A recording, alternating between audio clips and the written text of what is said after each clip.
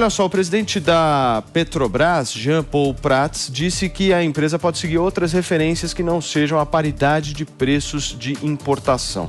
Segundo Prats, a Petrobras vai praticar preços competitivos, como ela, inclusive, achar melhor.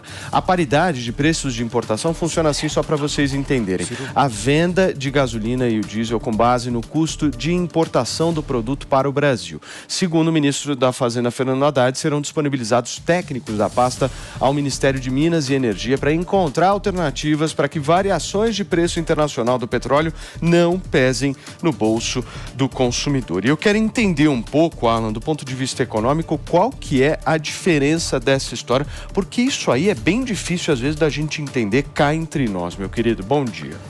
Bom dia, Paulo. Um grande prazer estar aqui com vocês. Pois é, essa política de preços, de equiparação aos preços internacionais, ela foi adotada no governo Temer. Quando a Petrobras, no governo anterior, no governo Dilma, praticamente quebrou. E por que quebrou? Porque os preços eles eram segurados artificialmente. Então, o que acontecia? Basicamente, a receita da Petrobras ela está atrelada ao dólar, está atrelada ao mercado internacional de petróleo, só que a receita ficou congelada. E, por outro lado, estagnada. E, por outro lado, os custos crescentes. Porque a Petrobras ela tem custos em dólar, ela é importadora também, inclusive, de petróleo. Então, isso fez com que o lucro da Petrobras caísse bastante. E o investidor, Paulo, quando ele vê uma situação dessa, fala, bom, peraí, mas se a empresa não está agindo de maneira racional para maximizar o lucro, o que eu vou fazer? Eu vou para uma outra empresa, eu pego o meu dinheiro aqui, eu vou para o setor de alimentos, varejo, bebida, sei lá, e começa a descapitalizar a empresa. O valor de mercado da empresa foi para quase R$4. Então foi uma política acertada. Agora, o que eles querem fazer? Eles querem mexer de alguma maneira que é para não seguir essa volatilidade aí do mercado internacional. Acontece que isso é fazer uma política artificial, é segurar o preço no porrete estatal. E a gente já viu esta fórmula no passado que não deu certo. Então, e de alguma maneira ou de outra, vai ter o reajuste, porque você segura num primeiro momento, como foi lá no governo Dilma, você segurava o preço.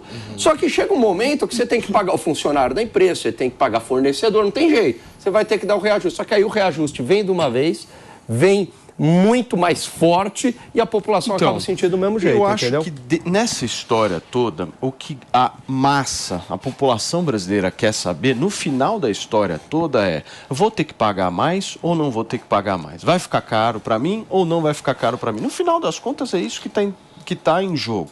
O que eu quero entender de você é o seguinte, vai ficar mais caro? Ótima pergunta. Então, se mexe nessa política de preços, o que pode acontecer num primeiro momento? Fica mais barato, segura, Num primeiro momento, você fala em quanto tempo? Assim? Um ano, Um ano mais barato. 2 anos mais barato, Entendi. Então, segura. Aí a população fala, nossa, que legal, não estou sentindo. Só que chega em algum momento que você vai ter que reajustar, porque isso não é sustentável. Isso é uma medida populista. Você agrada a curto prazo, todo mundo fica feliz, só que vem a consequência a médio e longo prazo, como foi no governo Dilma. Foi exatamente isso. Todo mundo muito feliz que a gasolina estava barata, quase estrangulou o setor de etanol, quase arrebentou, porque a gasolina estava artificialmente barata. Só que não era sustentável, Paulo. Ou seja, ferrou do mesmo jeito. Ferrou do mesmo jeito, exato. Boa. Ferrou do mesmo jeito. E esse ponto do Alan acho que é muito importante. O que acontece com o setor? Porque é isso, o etanol foi afetado, não só isso, hoje em dia a gente importa grande parte dos combustíveis, então assim, hoje em dia a gasolina a gente não é autossuficiente em gasolina, A gente importa aí mais de 1/4 de toda a gasolina que a gente consome. Então, o que pode acontecer também é quebrar essas empresas que entraram aqui, que fazem isso porque ela vai olhar, o preço da Petrobras é muito mais baixo, não faz sentido nenhum ela importar, vai fechar. Então, a gente tem problemas até de abastecimento. Lembrando aqui o seguinte, hoje, onde é a gasolina mais barata do mundo? Venezuela, que é um produtor, que aliás tem as maiores reservas. Só que o que acontece lá?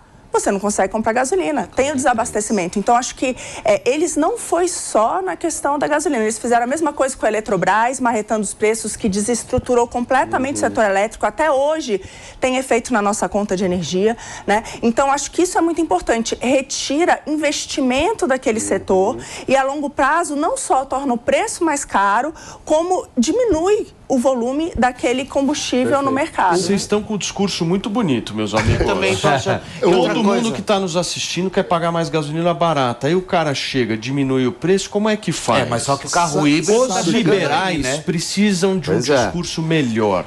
Eu acho. É um ilusionismo do Mr. M. Por quê?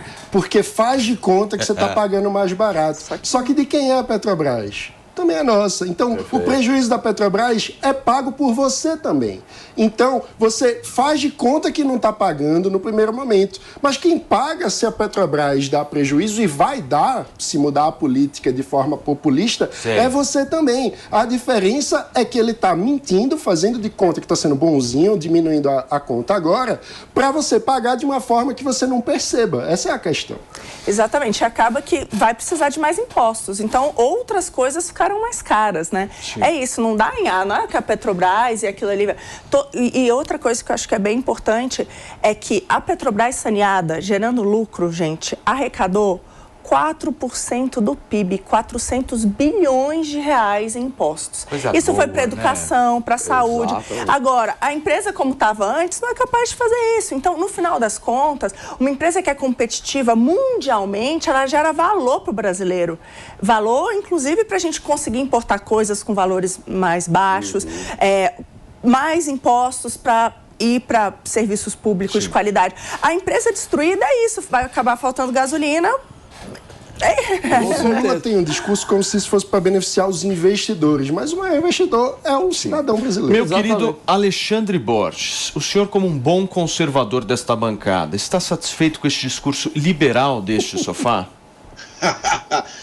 Olha, esse que é o problema dessas empresas de economia mista. Elas não sabem para quem é o chefe, né? Elas botam um pé em cada barco, como dizia Mao Tse Tung, é a melhor maneira de você cair na água, né? Então, porque ele não sabe a quem ele está servindo. Está servindo ao governo, está servindo ao acionista. Porque a Petrobras, como empresa, se você olhar a metade privatizada dela, que tem capital em bolsa e tal, e a defesa ao acionista, ela está certa em maximizar lucro. Quanto mais lucro, melhor. Mas aí vem o governo e diz, não, mas peraí, cadê a responsabilidade social e tal? E esse discursinho todo, onde a Petrobras, que é um gigante brasileiro, que é uma empresa enorme, que, como muito bem disse a Mariana, ela representa uma parte enorme do PIB, da quantidade de impostos recolhidos no Brasil, e ela fica sempre nessa, mas eu vou dar retorno para o investidor, ou eu vou servir o governo. Eu vou continuar, por exemplo, me valendo de algumas vantagens competitivas, monopolistas em algumas áreas, para poder continuar dando o máximo retorno. Então, em alguma hora, o Brasil tem que decidir. A Petrobras, ou ela é privatizada, o que eu não vejo no horizonte, onde ela, sim, vai disputar mercado com empresas estrangeiras, que é o cenário ideal, que é o que ela deveria fazer, e ela se manter no mercado com competência que ela tem, ou ela deveria, na cabeça desse pessoal, virar 100% estatal e eventualmente dar prejuízo, mas dar o tal do retorno social que a esquerda gosta, mas que no final das contas dá prejuízo. Então, de novo, como eu falei ontem, olha o exemplo da Vale. A Vale era a mesma conversa. Não pode privatizar, meu Deus do céu, o mundo vai acabar. A Vale foi privatizada e a Vale virou um colosso mundial de mineração e é, talvez, o maior exemplo empresarial da história do Brasil. Eu acho que um dia o falecido Roger Agnelli deveria ganhar um busto do maior CEO que esse país já viu. Infelizmente morreu, e com ele muito da experiência bem-sucedida da Vale, que deveria servir de parâmetro para o que deveria ser algum dia feito com a Petrobras.